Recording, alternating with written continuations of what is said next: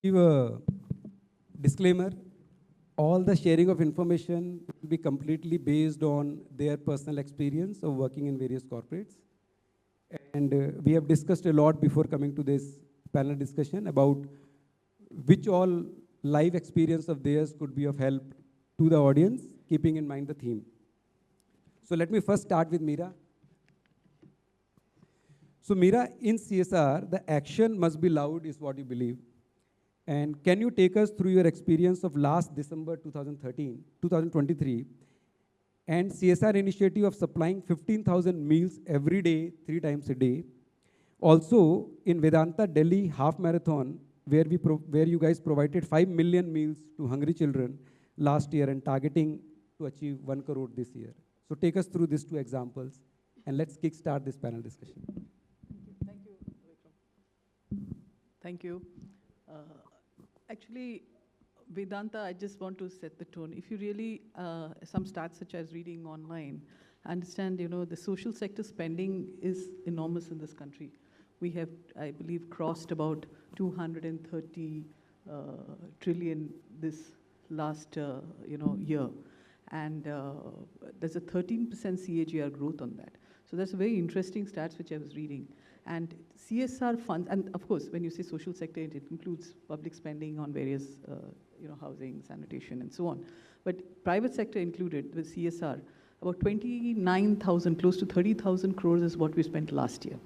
And that's a big number for a country where we have set off hardly a decade ago when the Companies Act actually made it mandatory for, with Section 135 saying that you must have 2% of your profit spending there for CSR. So companies have, and if you ask, have we done it before?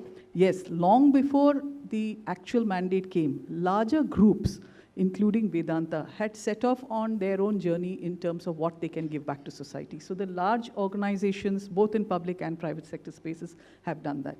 And at Vedanta, we have actually contributed in the last 5 years close to 2,000 crores on CSR spends. So it's not, and across our various business units. So it's been a big kind of agenda for us. And we believe how we could give back to society in various aspects, following the Companies Act guidelines and beyond. That has been the agenda. Going to the more specific question that you raised, the flood, what happened is Tuticorin faced one of its the worst flood in 100 years. We had a 900 mm or 90 centimeters rain in just one day. And that's a rain shadow area with, clay soil. So you have no way water would seep. And there was also a breach of dams. So it was a complete chaos. And in fact, our own complex, our own housing complex, which we have, our own factories, areas were all underwater. So we had, and this is in the DNA of this company. So we immediately stepped up within about 24 to 48 hours. We set up a live kitchen from our plant where we had a little raised ground on that. And about 200 volunteers, employees, as well as some people from the community, neighboring communities, stepped up. We had a live kitchen, we packed food, and we had about 1 lakh meals going out over the next 3 days because everything was underwater. And there was, nature's fury has no discretion, in terms of any social stratus. So everybody was in very bad shape. And we mobilized about 5 boats because this is a coastal area. So we mobilized 5 boats, had people rescued with some experts who are there in that space. For us as an organization, safety, security, environment is very important to us, and we ensure that all our activities are around that. And saying that, we also put out about 15,000 families monthly ration kits. We actually provided during that phase. So over about 1 week to 10 days, we had kind of mobilized an entire team. The entire resources were diverted to seeing how we can limp back and work with, government was doing its bit, but it was never enough. And there were a lot of other private parties who had come. But we could proudly say we were probably the first ones to actually reach there with, step up with some hot, warm food in that horrible weather and give them. So that is one thing that floods also taught us a lot of resilience, and we found a lot of villages which were underwater. It was a bit spread out over some 70 areas. So lot of people came back, and later on, they were expressing their gratitude in many ways. So that's something that is a very important piece of, which became a very big narrative there. Also, one must understand, our plant has been, the Tuticorin plant has been shut it was under sub judice, and there was no obligation for us to do this kind of an activity, if you ask. But we have always stepped up over the last many years, and even when the plant was shut, we have stepped and continued our CSR activities on ground and kept, the concerns of the communities and tried to reach them out. Fantastic. So, very good. The extension of that is the Vedanta Delhi half marathon. Half marathon. Now, last 3 years, that is at a Vedanta level. This was at sterlite copper level of our business on copper and nickel. So at Vedanta level, we have actually got, again, our chairman is very passionate about providing and ensuring a hunger-free India. And he's very passionate to see that across, the country, no child goes hungry. Very good. Home, So in that context, we had actually created this concept of Nandghar, which is adoption of about 6,000 odd Anganwadis across, particularly in states of Rajasthan, Bihar, wherever we have our units, we have adopted them. We kind of, refurbished them, given them some smart television, some power support, and ensuring that through the Anganwadis, you're indirectly empowering women. Why? Fantastic. Because the mothers are able to work peacefully if you have your young child taken care very safely. So in that concept, we have also took part in this, Vedanta half marathon. The concept is #Run4Zero Hunger. In October this year, we're going to have the 3rd edition.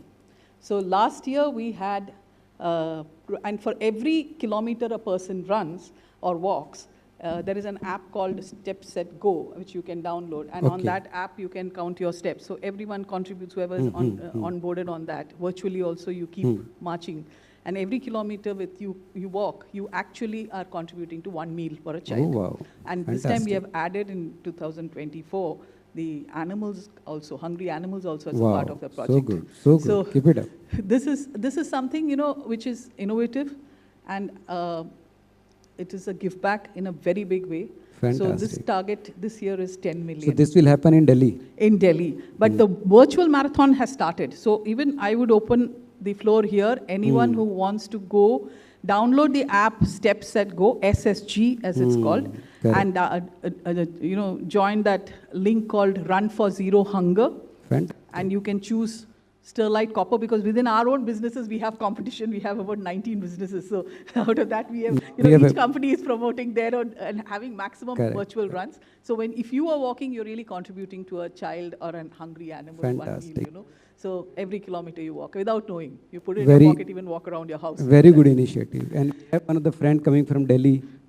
Neha से आज बात हो रही थी, तो हम वापस दिल्ली जा सकते हैं हाफ मैराथन के लिए. So fantastic. And of course on virtual, very good initiatives, and I'm sure it will be of interest to a lot of people that how Vedanta is determined towards no hungry child should sleep. Absolutely. Let's come to Deepashri. Deepashri, you can also brief the audience about the organization you work with, which is Believe. And when I was going through your organization and trying to understand, I realized that as an academician, I have seen very few organizations in which CSR committee is within the board of directors. So I found very few. I found your organization in which you have kept CSR committee as a part of board, which itself shows the intention that any top decision has to have CSR component in terms of long-term decision making. So take us through that. And also you strongly believe that CSR is all about sense of fulfillment. We were talking and sharing our thoughts on CSR. Can you take us through how CSR is at the heart of the business model for your organization, Believe, which is focused on helping local artists around the world to grow their career? So over to you. Okay. Firstly, good morning, everyone, and thank you for the question, Vikram. So the organization that I represent is into the music space, right? And there is a lot of technology, digital, at the back of what we do. We largely work with, artists in the non-film space, non-film music space, because in India, the understanding of music is synonymous to movie music, right? Believe was a French company, and we, when we started about 20 years back almost, right? shared value creation was at the heart of it. Having transparent, fair interactions in dealing with all, the communities that we work with was at the heart of it, right? So CSR, it's embedded in the way we do stuff, in the way we do things. And to that effect, there was, like Vikram was saying, right? We have a CSR committee right at the board level, and then it further cascades to the executive level, leadership levels. There are of course, the CSR teams that are working, and we operate in about 50 plus countries, and the various, we believe operates in about 50 plus countries, and every country has, employee volunteering groups in the form of ambassadors. Of course, there are HR teams that are working with them. And there are various pillars that we've designed. So, I'll kind of quickly take you through, what the whole CSR framework and how does that link back to our business, right? So when we started, the CSR committee or the CSR strategy was very clear. There are 4 aspects to it. First, we want to work with local communities and local teams to develop music in those markets. We want to work and cultivate talent in the digital music era. And we want to do that by, building trusting relationships at the back of being respectful, fair, and transparent. And at the same time, we want to empower communities to create long-term impact. Now, what does all this mean, right? Now, when I say CSR was at the committee level, we had a value creation, and it's linked back to our business model. So something as basic in the business in terms of the contracts that we sign with the artists or the kind of deals we set up with the artist community, right? It's all embedded that we want to share the value that gets created. Now, music as a space historically has been, very unregulated. Artists are creative folks. They don't understand the economics that go behind it, right? So it's where, companies like ours really come in, where we've made a very transparent platform, and we're talking about the digital music ecosystem, right? The artists actually know what is the streaming looking like for their content. Why is streaming important is because every stream that is done is where the artist makes money. So the contract embeds all these aspects for the artists. They get access to the platform where they can actually go and view, what the streaming data looks like, right? So it is sharing the value back with the artist for the content that he or she has created, right? The other layer which is there, like I said, we want to share it back with communities, not just artists, right? Which is where employees come in, partners come in, DSPs, platforms, all of that ecosystem that we work with, right? The other important layer for us is it's the believers. I mean, that's how we call our employees, right? We call them believers. Yeah. So for believers, what's in it for them, right? Talent development and well-being is at the heart of CSR again, right? We are wanting to build a team of experts, and these team of experts can actually go back and work with artists, support artists, work with platforms, provide that value, provide that transparent interactions and dealings for artists. And all of this is done not at the cost of, doing, unfair dealings or, compromising well-being at any point in time, right? So talent development, well-being, again, links back to employees, is part of our CSR. And we want to do it in a very inclusive setup. So diversity, equity, inclusion plays a very important role. And diversity is not just gender, right? But we want to include all kinds of people coming together, working and creating, a very inclusive setup, a very inclusive workspace. And, we'll probably, hopefully talk more on it, but, so diversity is another aspect. And then, yes, I think, like Meera was saying, we are all seeing the wrath of climate change, and it's here to stay. And when we say building long-term positive impact, there is payback in the form of, climate and environment initiatives also. So these are all the aspects that we're trying to build in as part of, CSR and how it links back to our business models. Great. Good that you brought the topic of climate change. And we have one of the speaker who is completely into climate change. And whenever I got a chance to speak to her, I realized that why we all are living in concrete jungles like Mumbai and Metropolitan, and how the heat of our home is actually increasing every year. So Prerna, you have been speaking in a lot of forums. Take us through your ongoing experience with Aga Khan Agency for Habitat India, in which you are completely involved in a lot of climate change initiatives. So you can also probably give an idea about, as a layman, what all comes under climate change. Sure. Thank you, Professor Vikram. Professor Vikram and I are from SIS College, and in fact, he's one of the most liked professors with the students. So I started my career, and it's quite interesting that usually, I go to a lot of CSR and developmental forums, but it's good to be here because I started my career in marketing. And then I,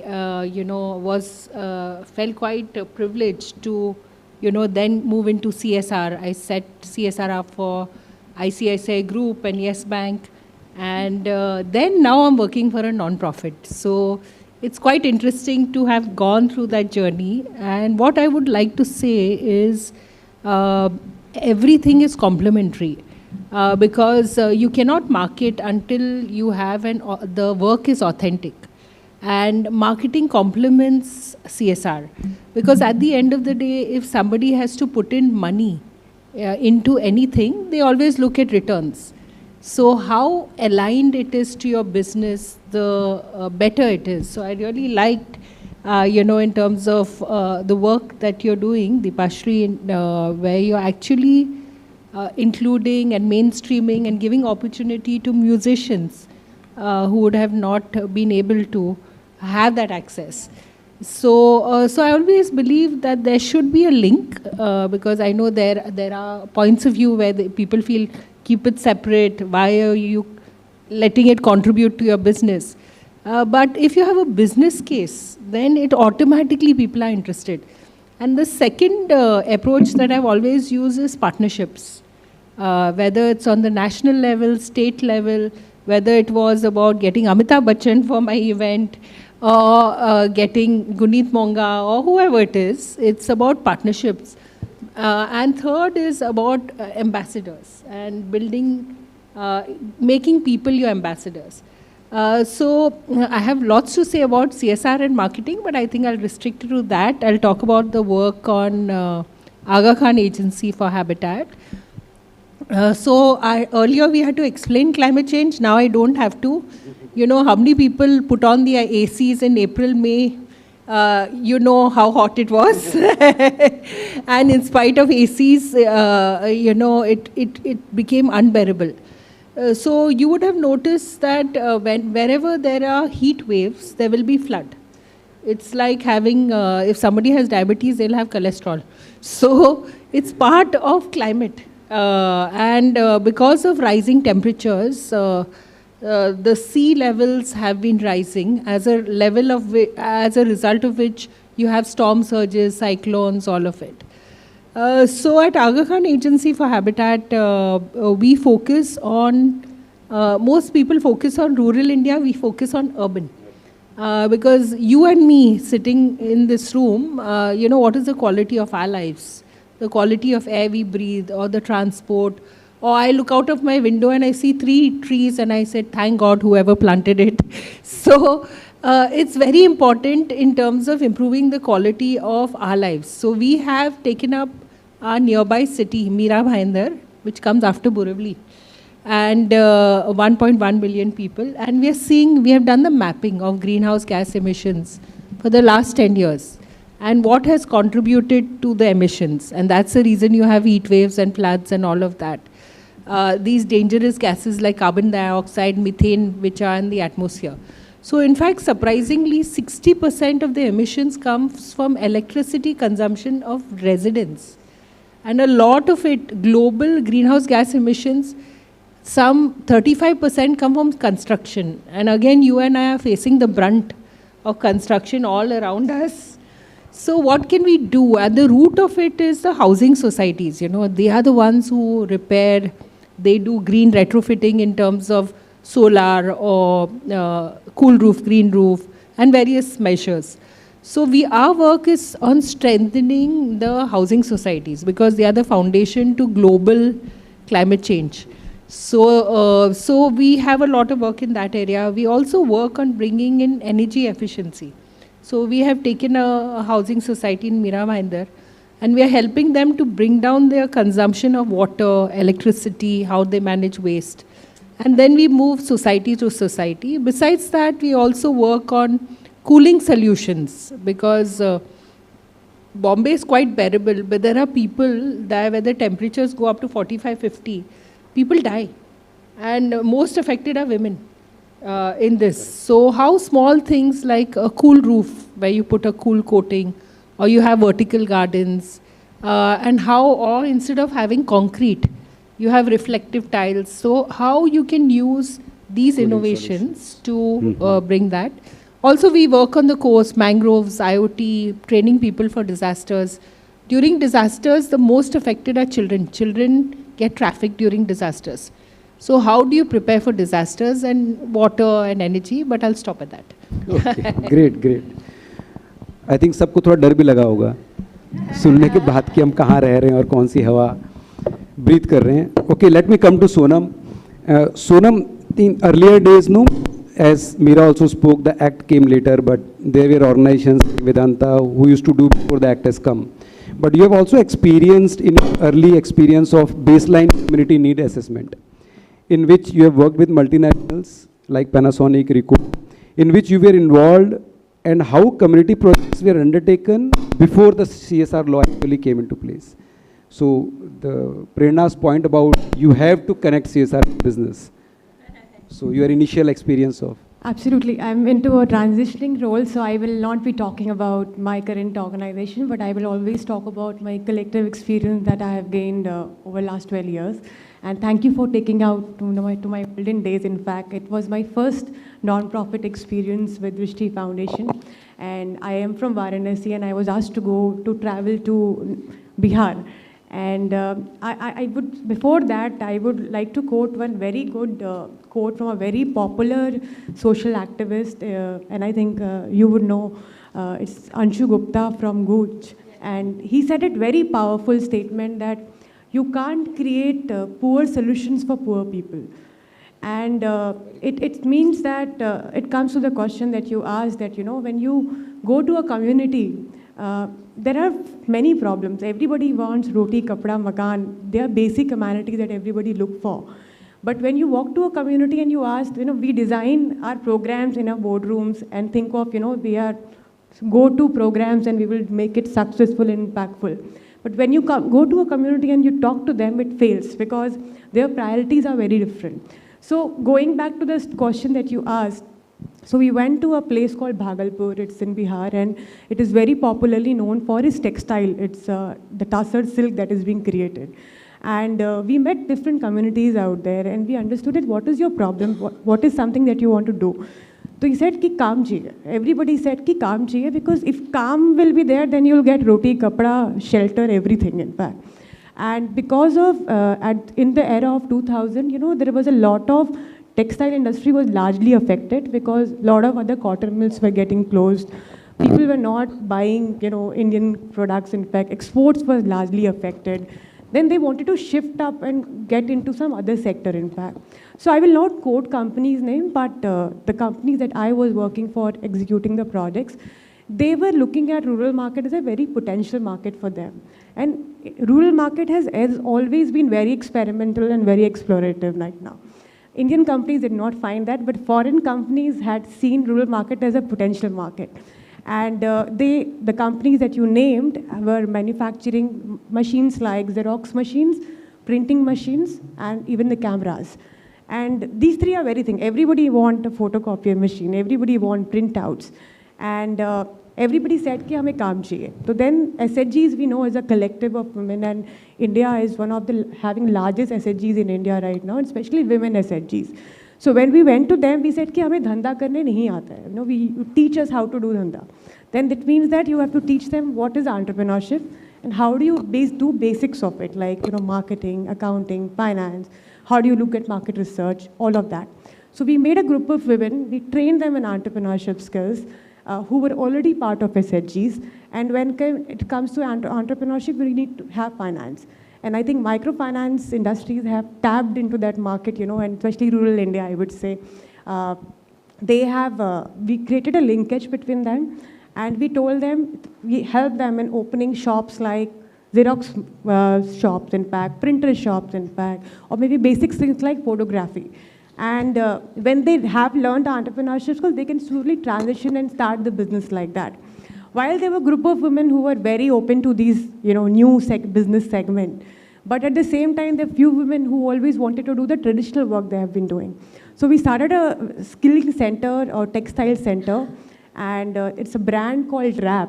We actually designed this brand which was managed by an NIFT student who actually designed the dresses, and we used a local textile of the Bhagalpur, and they started manufacturing it. There are a lot of stuff that I still use of DRAP, and which is now one of the, you know, exporters in US and UK now.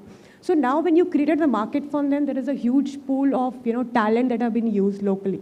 So one is, of course, I would say you can't create localized thing, or you can't create a brand product or linkages thing, but I think these companies were strategizing their CSR or social programs more on their company values that they had.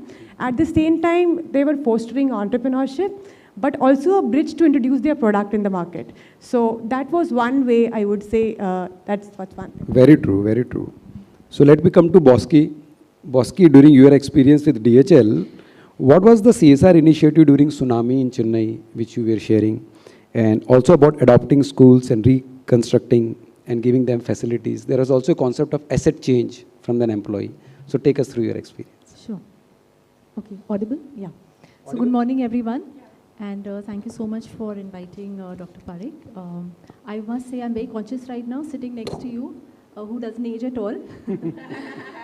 So coming to the question, before I answer that, at the outset I must say that when CSR, I have participated in various CSR engagement and activities as a participant. At Nucleus Office Parks at Blackstone, I got the opportunity to head CSR as well. So I saw it from a completely different lens. One thing that I have noticed over the years is that earlier when CSR, a lot of us were doing lip service. Today it's become a very strategic part of many organization values and culture, like my fellow panelists also mentioned. And especially at Nucleus, because it was me who was leading it, I realized the importance of actually using, not the best word to use, but actually using CSR initiatives in a very strategic way and attracting talent from the market. So I think it's a wonderful proposition. You actually connect with people by heart when you talk about CSR. And I also realized with time, when we were about 2 years down the line, people started asking, where are we doing the next CSR activity? When are you engaging us with various schools and so on and so forth? So it had become a very strategic part of the entire engagement. So engagement was not so much about Rangoli competition at all, but it was a very strategic engagement, and people were looking forward to CSR. And as I moved on, they still talk about it. They still, if you follow, the page on LinkedIn, you'll still see serving with purpose as one of the key strategies of Nucleus. Coming to DHL, yes, I spent about more than a decade there. A lovely experience. They have something called, 3 pillars as far as CSR is concerned. It's called Go Green, Go Hell, Go Teach. And as the name suggests, Go Green is all about environment, and some of us spoke about that. Go Teach is all about upskilling those people who are probably school dropouts or who are underprivileged and do not have the opportunity to grow further from education and academics point of view. And last but not the least, Go Help. So Go Help was all about how do we reach out to those people in the society who really need your support, and that's what I'm going to talk about, which is the tsunami case. So there were many initiatives which were globally driven at DHL, But specifically when tsunami hit, it was not a mandate or it was not an obligation that we had to do, like Meera you mentioned, right, for one of the initiatives. But we were out there, our disaster response team was very, very fast and very agile to go ahead and target, some of these areas. So at Chennai, we know that when tsunami had hit, many schools were washed off, many houses got washed off, unfortunate death, and so on and so forth. So what we did was we adopted about 8 schools. We managed it for about 6 to 7 years until it was stabilized. We went ahead to ensure that we looked after the students, because after tsunami, and especially people at that socio-economic class, they would not want to send their kids back to school, right? Because of safety reasons and many other issues. We went ahead to tell them that, and give them assurance that we are there for you and we'll take care of the teachers, we'll take care of the students. So we reconstructed the schools, we ensured that the entire syllabus and academic, portion was all, again, standing tall. And we ensured that even from the point of view of maintenance of the school, food for kids, assets for kids. So for example, every time we were, 5 years down the line, we know that, IT policy says that you get a new laptop. So what do we do with the old laptops and old systems? So we went ahead to donate that to the school. So there was digital literacy and so on and so forth. And today, even today, after so many years, the teachers and the students who have passed from that school, they still keep in touch with, the volunteers. And that's a very heartwarming experience. Completely agree with you. Since you spoke about 3 Go in DHL, Meera, you also shared about 3 Ps, people, planet, and possibilities. So take us through example of providing water to 2,400 families, communities, even after your plant was closed. I think you shared, but you can throw more light. Yes, Vikram. We have actually rebranded or created a sub-brand for ourselves called Sterlite Cares. The tagline is People, Planet, and Planet, People, and Possibilities. Basically, Vedanta's own tagline says transforming for good. So we are always keeping that in mind as the underlying ethos of our businesses. And where we took forward is that Sterlite Cares is an ESG brand. Of course, CSR is a sub-brand of it. Our thing is always around, as many of us here in the panel said, how to ensure, because we are all in the high red category business, red category industries of producing minerals and metals. And you have a lot of challenges in terms of how we have to manage the environment we operate in. So we have targets of, by 2030, our desire is to become net water positive. By 2040, we have targeted to have net zero carbon. So these are spaces that we are really working towards on a very tireless mission. And specifically, around these spaces, what we're doing is, just to take a small deviation, in our Silvassa plant, we have actually put out our renewable energy solar panels. So we're trying to work towards 50% of our operations, the energy is used through, renewable energy sources. We also worked with the local administration there to see the STP water is converted for our operations, so that, that is also, of course, right now we are taking baby steps, 5 to 7%, but going forward we want to move to 50% of our water requirement for the operations, because they also require a lot of water. So that's something that we can convert to, for our operations. So maximum how we can move towards water positivity and zero carbon journey. Along with that, how we manage with the communities. So for after the plant closure also, almost 11 million liters of water is being provided every year for 2,500 families across 22 villages. Because again, in Tuticorin, we have our operations, that place is again water scarce belt. So potable water is a challenge there. So we've been giving it continuously for the last 6 years. That's great. And then we also have, like scholarship programs where, because education, health, women empowerment, these are the basics. Once you put that in place in a society, the rest of it moves up. So we had provided over the last 5 years, about 30,000 students have been given scholarship around the neighborhood to help them go forward for their education. So these are areas where we were really moving. And then we have skilling programs where a lot of women are educated in terms of tailoring and skill sets, basically, skill development. And we also had some skilling program for forklifting and electricians and all that. So where we try to connect the brand's requirements with the organizational requirement with the social cause. And ultimately, as Sonam was saying, livelihood is something that is the Very key basic. to making yourself self-reliant. So those are the skills that we were trying to work through. So more than 3,000 people we have supported. Very that. good. So it's been all large-scale activities Mm-hmm, we've been pushing through. And Sterlite Cares is the underlying theme on which we premise all our activities to move forward. Very good, very good. So in manufacturing, we do have opportunity for making ourselves zero in various resource optimization. Dipashri, in your case, you shared one example about shaping music for good, especially for youth between 18 to 24. Please take us through the initiative. So, like I was mentioning earlier as well, right? Unlike, manufacturing setup, ours is a digital setup, right? And we are in the music space. We all know and I think we understand that music has a lot of power to transform and heal in a lot of ways. And at the heart of our CSR, we also have, where we want to work with local communities and, develop local artists and so on and so forth. And, the age group that you said, right, it's pretty interesting. I mean, at least in our, day-to-day work, we call them as Gen Z, right? This is also the generation that's coming into the workforce, be it, in the form of upcoming artists or, potential employees that we'd hire, right? And this is also the youth that is extremely digitally savvy. They are probably more digitally savvy than, any of the previous generations have been. And when we are talking about developing talent in the digital music era and, with the local communities, it is this, age group that's going to really be at the forefront of driving some of these changes.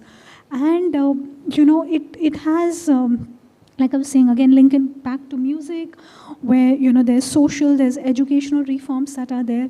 So shaping music is about empowering communities, empowering people, to use music as a form of shaping, their careers, shaping, their,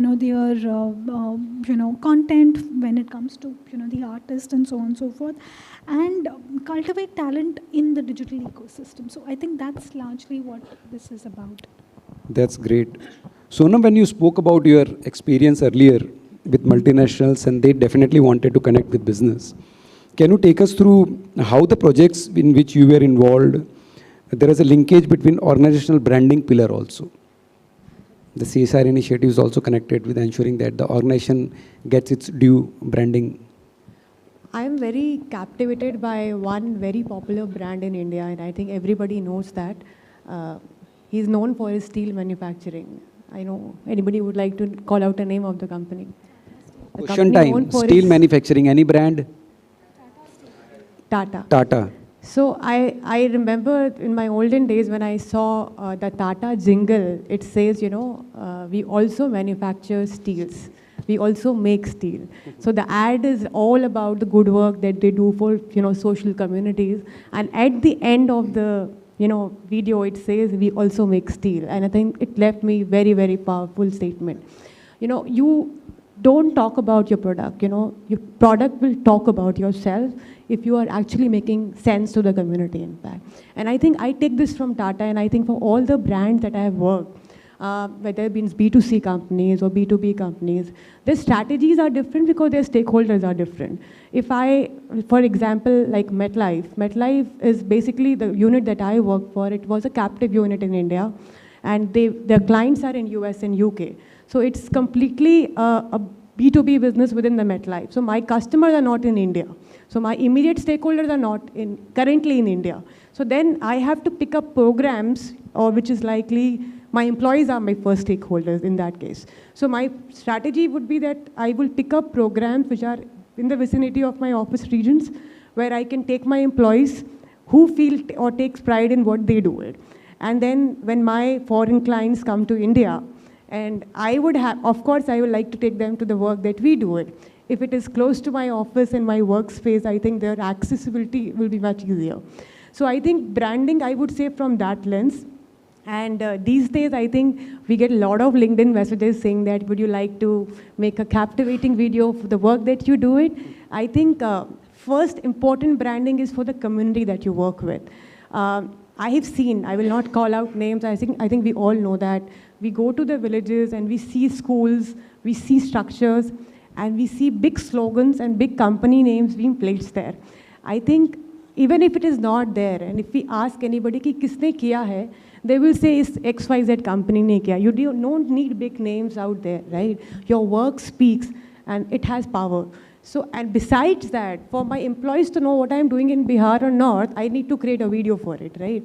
Or if I am at an event like this where I want to talk about the good work that I do, I can't bring my people stakeholders. I will have to be a showcase to do that.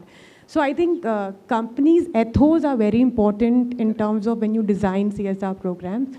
And I think it's time to be vocal about talking good. Like my husband always tell me that, itna to CSR ho raha hai, kuch dikta to nahi hai ji. I say it's important that you being collective work, you know, it's important. A lot of time, you know, brand clashes happen. So I know that I'm working in any village and XYZ company is also working in that space, right? I definitely, my Marcom team will not say that, you know, you get into a collaborative project where a dual, you know, company, there is always a conflict like that. But correct. People like Meera and, you know, all of us, you know, we would like, in heart, we want to do and work together. But because of corporate policies and branding, sometimes we have to be a silent, you know, speaker about that. I think, and social brand itself builds. Like correct. Tata, nobody can eliminate the goodness they have created in it, in fact. And I think like other companies that are trying to do it, in fact, there's ample of work required. But aapka kaam bolta hai. Very true, and good that you brought examples from organization which has pioneered the task of giving back to society, even without any act or anybody pressurizing them to do. Thanks to Jamshed ji. So, Bosky, when Sonam spoke about branding during your Blue Dart experience, take us through Blue Edge, because somewhere there is a tinge of the prefix of the brand. So, what was Blue Edge all about? Sure. Just to continue what Sonam mentioned, you know, we had this experience of collaborating with some of the occupiers where we had leased our office spaces to them, and we collaborated to go ahead, adopt a village and provide them with water and any other, you know, hygiene services that they required. So this was possible also probably because we were, you know, part of real estate and have, you know, large commercial assets. So getting together was easy. But yeah, there are examples, few probably, but there are examples where organizations have joined hands and done, you know, various things, magical things together. Right. So Blue Edge, yes. So Blue Dart, again, part of, you know, DHL Blue Dart. Blue Dart is an, you know, local firm, and like we know, it's into domestic, you know, courier services. What they have done was, we all know that, you know, people at the down the line in from the socio-economic sector, a lot of times what happens when parents go to work, kids, while they have schooling, they probably, depending on the mood, they would drop out. They would not complete their studies. They do not show interest. And at the same time, then they are not able to pass. So what we did was at Blue Dart, we adopted, you know, certain X number of students who were school dropouts. We ensured that there was a school set up by Blue Dart, which is called Blue Edge.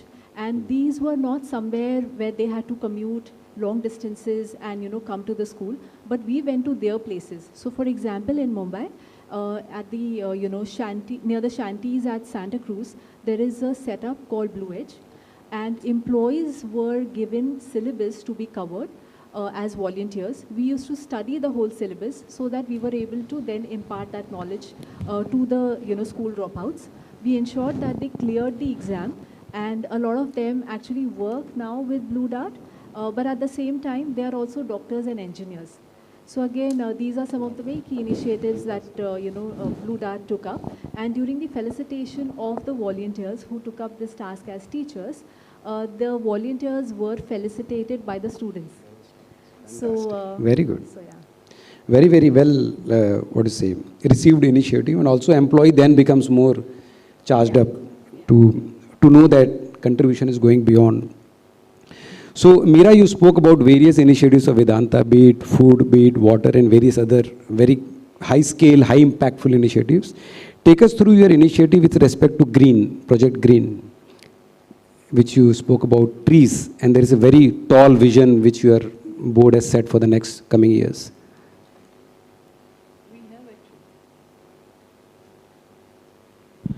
Yeah, the green project is something that, again, giving back to, it's like the carbon footprints also matter. Correct. So we had a target of 1 million trees to be planted around Tuticorin. Of course, the land bank that you require for that kind of project is very big, and it requires consensus from various, the government and other places also. Mm-hmm. But so far, we have planted about 1.25 lakh trees over the last few years, 4-5 years actually. And this was a big project. We're still very many miles away from it. But this also is a part of community initiatives working not only around our plant.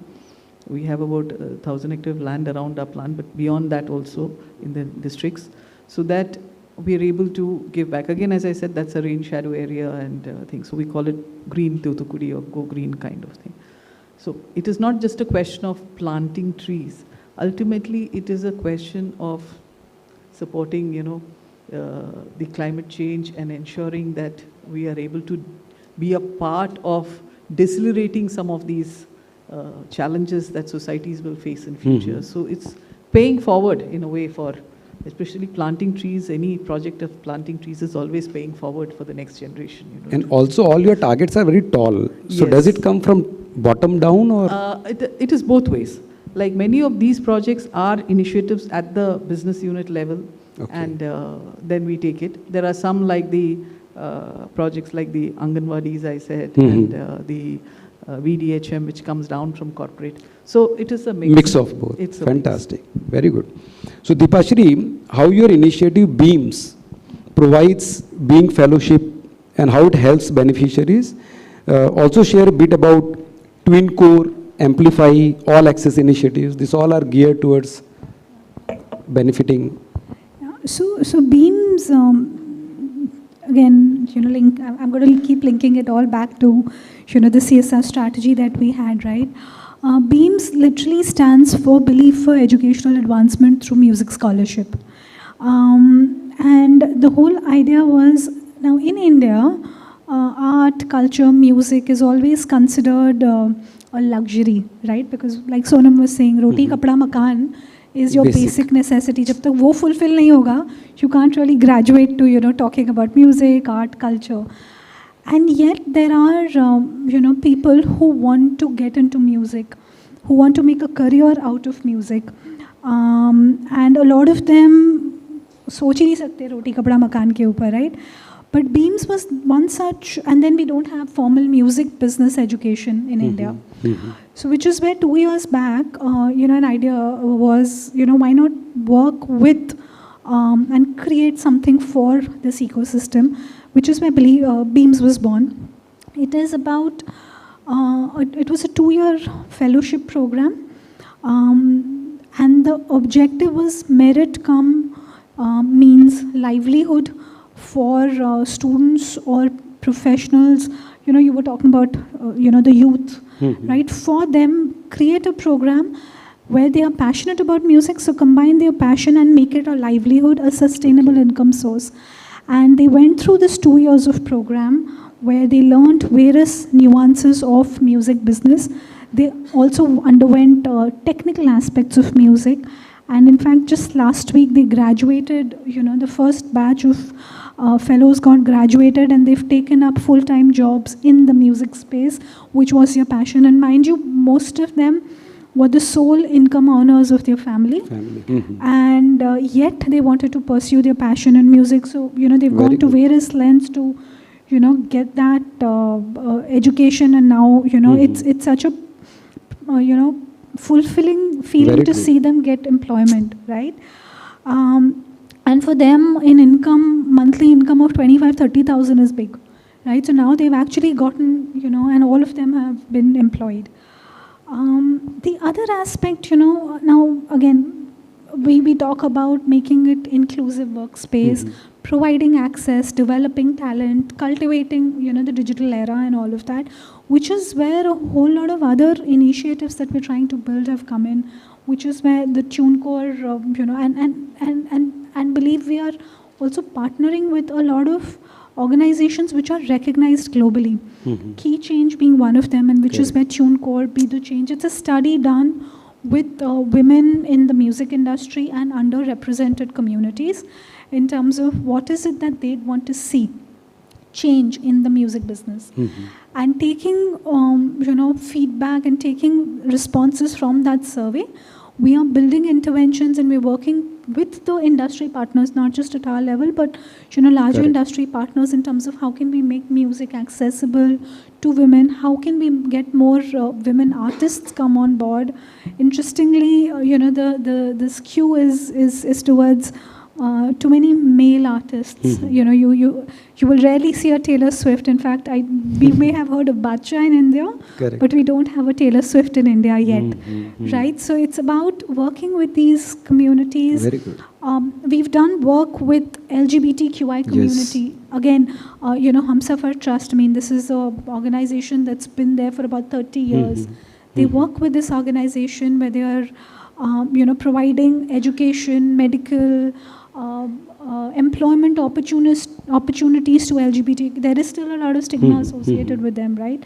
So, in fact, there is an initiative called Dolphin Tank we've, worked with, and it's unlike Shark Tank or similar to Shark Tank to some extent, but basically we have dolphins where we have people from this community, and one of the dolphins we've worked with is also having physical disability, but he is into the space of making handicrafts, clothing, bags, and so on and so forth. So he's an entrepreneur, part of, LGBTQI. So how do we support and work with organizations like Humsafar and, get them to get access to some of the basic things like which we take for granted a lot of times. Great. I'm sure in future we'll see a lot of other genders coming and becoming equally best rock stars in music. So it's not just, like I said, it's not just about women and men, but it's about, diverse communities as well. We got a signal for time, so we'll take only two more. Prerna, can you take us through your experience of Chhattisgarh government with respect to nation building initiative? So I'll take that as, the work, again, stepping back, the connection with designing the CSR program. So for example, at ICICI, we were a bank, we are a bank, and the important thing is for people to bank with us. Like, rightly said, children have to be born healthy, they have to be educated, have access to finance and a livelihood. So we followed that path and we were focused on nation building. And we had a lot of money. In 2008 itself, we had some 80 crores. And then I joined Yes Bank and to set up the Yes Foundation. And nobody told me what the budget was, but then I later got to know the budget is 40 lakhs. So, and then they told me not only do we want to do CSR, but we also want visibility. So I said, no way in 40 lakhs can I do anything in health or education or anything and be a leader. So then again studied Yes Bank from inside out and outside in, and the target audience was mainly metros, youth. And then we said, what do we do? So we just came out with an experiment where we said, let's engage youth, because for youth, like even adults, it becomes difficult to sit in the audience. It has to be engaging, it has to be experiential. So we came up with a 101 social filmmaking challenge. When 15th August, you'll get 2 topics, and it could be on a senior citizen, environment, and you have to make a film within 4 days and upload. Yes, I am the change. Yes, I'm the change. Very big initiative. As a result of which, we said, chalo, let's change the world one story at a time. And we started with 2,200 participants in year 1. Year 2 was 50,000. Year 3 was 5 lakh. Year 4 was 13 lakh participants.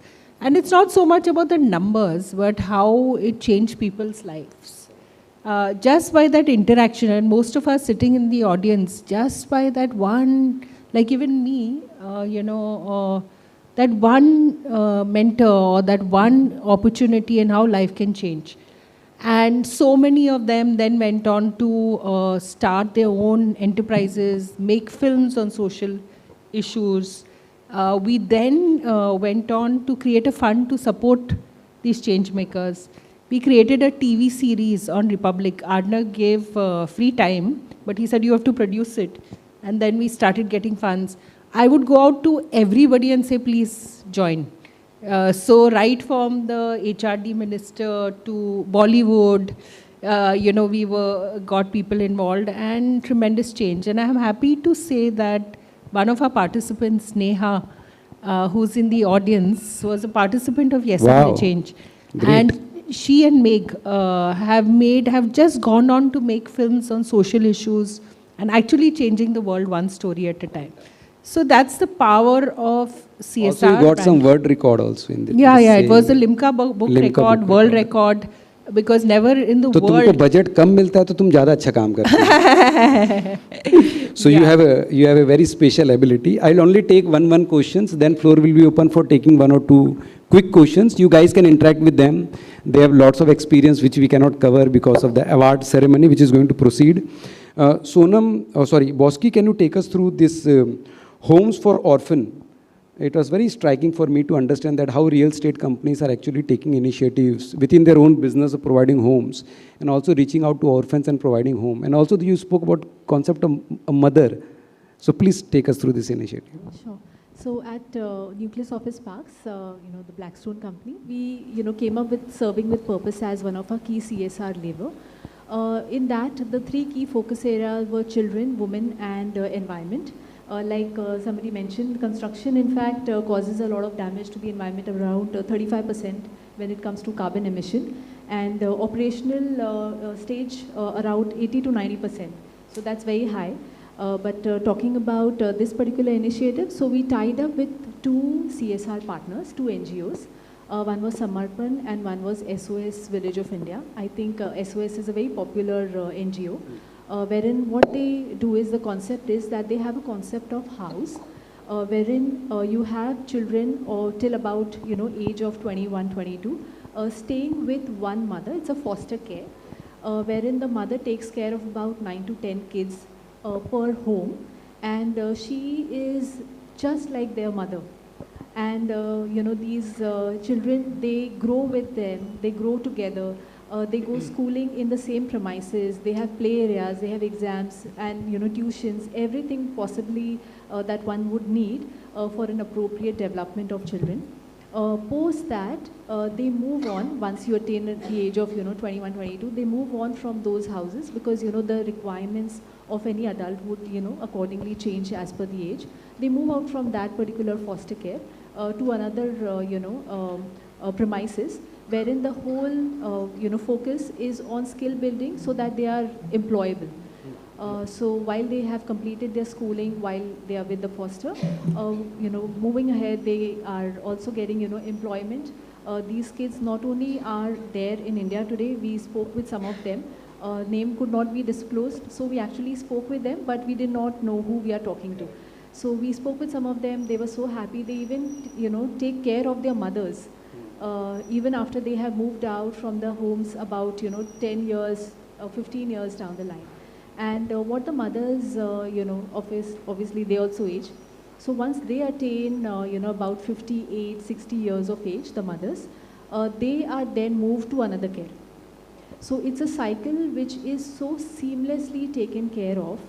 And it's an international body. They have many schools in the country. But at as a closing remark, just one thing I would like to mention is that as a CSR, as a HR engagement activity, as a marketing engagement activity, one key challenge that all of us face as organizers is to really have more and more employees and their friends and their families, if the organizations permit, Very to true. participate. So I really urge you, when you actually do it, and I'm sure a lot of you would have participated. So when you actually do it, you feel it. And sometimes people do ask, there is so much CSR happening, but what's the impact? But we all know the starfish story, right? you could make an impact in that one particular life. So from CSR perspective, the kids, the mothers, or whoever is on the receiving end, you literally touch their lives so much that they will remember you for life. You may not remember all the faces, all the names, but they will remember you for life. So Very please true. go ahead and participate whenever there is an opportunity. Fantastic. So let me come to the last question I will ask to Sonam. Sonam, I am eager to read your book which you wrote. And if you are comfortable, can you share with the audience how come a human being who has lost few senses like you emerged out from that situation in which sometimes you feel that there's no door open, and now you are doing such a fantastic job for many people. So if you are comfortable, please share. And I will like to read your book in the later stage. No, I'm not writing, but I will someday, it is for people, who want to be the part of the sector. I certainly did not got a chance to be a part of a mainstream college because I'm at a very early age. I met an accident and I lost my hearing power and vision, all of it. But You lost 3 senses. yes, it was vision, hearing, and memory, and certainly both two were restored, but hearing never came back. And as a nation, we never had a colleges so that we can teach people like you, correct? Till today, But, probably we I lack. use assistive devices for communication, and I think it's been like 15 years now, and I am a pro. And people ask me, what do you use? I say I have advanced Bluetooth devices, and it helps me to access, anything, phone, and life had become very easier. But I tell you what she said, Bosky said that, volunteering in India has always been called as seva. Correct. And हमारे बनारस में हमेशा से बोला जाता था कि कुछ भी करो पर सेवा दान पुण्य हमेशा कुछ तो करो. करो. When I met this accident, somebody asked me, and I of course joined Art of Living Journey at that point of time and learned yoga, young meditation, and there I learned a term called seva कि दूसरों के लिए जब आप problem में हो तो दूसरों के लिए सेवा करो. So I was part of this NGO in Banaras who was working for people with multiple disabilities. And when I went there and I started working for people, I realized कि life में तो इतनी problem है, मेरी problem तो इतनी सी है. I accepted my problem all of a sudden just by, serving people. And I think since then, there are a lot of comments I get, there are a lot of rejection that I get, you have this, you have that. But I'm so pro. If I can't hear, I just ask, ab dobara bol do. It's been like that, You have to accept the way it is. And I think that's volunteering, what we call in corporate Seva. term, has made my life very easier because I always feel like giving back. Because maybe I would not have gotten those 2 senses also, but I got it with a grace to do something better. And I Fantastic. live my life in that way. God bless you and keep inspiring many of us. So now we can keep the floor open for 1 or 2 questions if you have. And otherwise, as I told you, ladies are here only in the event. So sir has raised the hand and madam has raised the hand. Hi. Hi, sir. I'm Sekhar, and I'm here from Nepal, Kathmandu, and and I run an advertising agency. Okay, ad agency. And and after earthquake, we started a movement called Ekik Paila, where we what happened in earthquake was everybody was their priority was rebuilding the home. Nobody went there and spoke about their health. Okay. So we teamed up with doctor and we started this organization. And we went for those area and we did health camps. And after 1 year, we decided to close it, but we were so bonded. So we wanted to continue. So when we do one health camp, it costs around 50 to 60 lakhs Nepali rupees, which is 30 lakhs Indian rupees. So we go to corporates and we ask for help. What happens is, the dilemma is when the corporate come and help, they help for 1 year. Okay. And then what happens after 1 year, again we have to look for one. Sustainability problem. Sustainability is a very big problem. So if we had 5 years, so 5 years we can now think where we can go. Correct. Now today we, what we do is we started a sub-organization called Music for Medicine, and we do music, and we sponsor artists to go and play in areas like, Nepalis have settled, like Wow. US. They do music tour, they collect money. And So you know whom to meet I know. in the break. So that's how we kind of started running this organization. But my appeal is when a corporate comes, they should at least hold a hand till that project is, Makes sense. so. So your question is corporate should be willing to support for 5 years Yeah. or more tenure. Exactly. Or if they are, But great. if they come, like, they can say, like, another thing with corporates is they help in those areas where they're like, mera factory idhar hai, so you do it here. Correct. But we say, though, the health is not required there. We go to places where there's got health it. facilities. So आपका question भी था उसमें, लेकिन आपने share भी किया. I'm You shared your own experience. Yeah. So I just wanted to know, like, how does a corporate, when plan, do you really think of sustainability of support? So any example, I think, in which there's nothing to do with your location? As far as CSR is concerned, there is no location. But organizations, of course, have their challenges in terms of business priorities mapping with the good work they want to do. So that's where the conflict comes, which you're saying. But to answer your question, where I am looking forward is that organizations, today there is a collaboration between the organization, some NGO, and probably the governmental agencies. Going forward, I'm seeing there will be more places where even there will be companies among them collaborating, brands collaborating among them. Already it has started, probably Mahindra's Nanni Kali project. They have collaborated with Nestle's objective. Yes. So it's not that it's not going to happen. It's all at initial stages. So going forward, those are journeys that the kind of CSR activities that have taken footprints in the last, say, 10, 12 years in this country. I mean, formally. Makes sense. From there At on, least we have started collaborating. Yeah, exactly. So I think that will answer your query. And probably, yes, you will have to identify the organization which is, having certain perspective from your interest. That marriage will take you longer. Correct. Maybe, it will take you for 3 to 5 years support.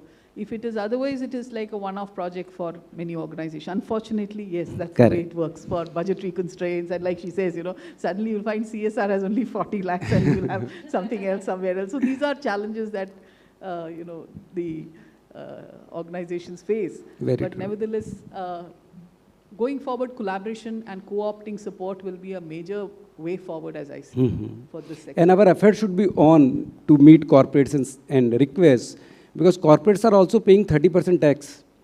So out of 1,000 crore, I've already paid 300 crore. So if you look at it, the bandwidth is also not so much for the corporates. So we should not treat them as enemy, but we should try to again go and request, and as rightly told, can we marry the costs? And once you get one corporate who is ready to, so you can get for 5 years also.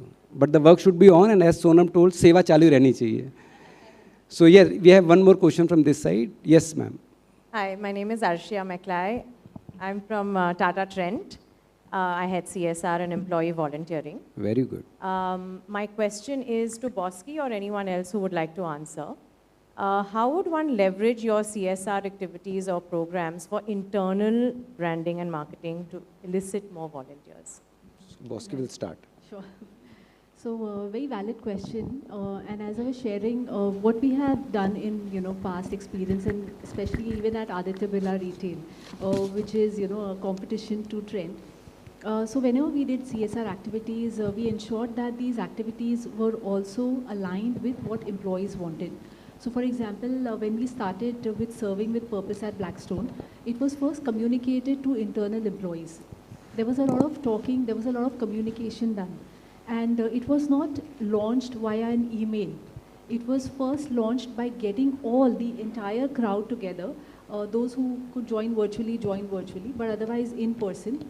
The CEO himself was present, which also marks, the kind of weightage that you want to give to CSR.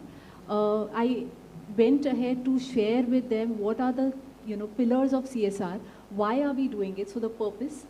And then went ahead to share which are the NGOs we had tied up. And it was in a question format that now, would you like to participate? So when you do that, it's a small thing, right? You're just nudging. You're not telling or you're not throwing things on employees to say that you have to do it. So once, you work around employees to say that these are the things available, now would you like to join? I think that was a success criteria for us. In fact, when we went to BAIF to plant 8,000 trees in Pune, and that was again, not in our location, like somebody mentioned, it was, far, but we had 90% attendance. And a lot of employees also got their, family members, including small kids, to participate. And we saw, kids up to 5, 6 years of age helping us to plow. and clean the trees. So it was a very nice experience there. So ensuring that it all starts from the house and then you zoom out and take it to the market, that was our approach. And we also communicated this to all our potential employees. So they also were very excited when they join us, let's say after a notice of a month, 2 months, that you mentioned about CSR as a very big thing during the interview process, during the onboarding process. Please tell me more about it. I would like to participate. So, yeah. So just a brief add-on, Arshia. Yes Bank also in the foundation, what I talked about in terms of the filmmaking challenge, we involved, nothing works like a competition. So we involved all our branches, and we said, go out to colleges and tell them about, you don't have to be a filmmaker, you just have to be a voice of the voiceless. And we were monitoring on a daily basis, and we would put up results. This branch is leading in terms of engagement. Also, we had a separate category of awards. And most important, I found, was to engage and involve the HR head as an ambassador. So I would even invite the HR head for the events, give him a speaking slot. So then he owned the initiative. Otherwise, it's always, oh, CSR is separate. Yeah. I'll just take 30 seconds to add. We also did all the voluntary activities on a weekday during working hours, not on Saturdays and Sundays. So I think that was a big statement that really helped employees. So you reduce the fight at home. Totally. So we are completely short of time. So as requested to all of you, you want to learn more from the panelists, they'll be available in the conference. Over to my energetic host. Well, ladies and gentlemen, can you put your hands together for our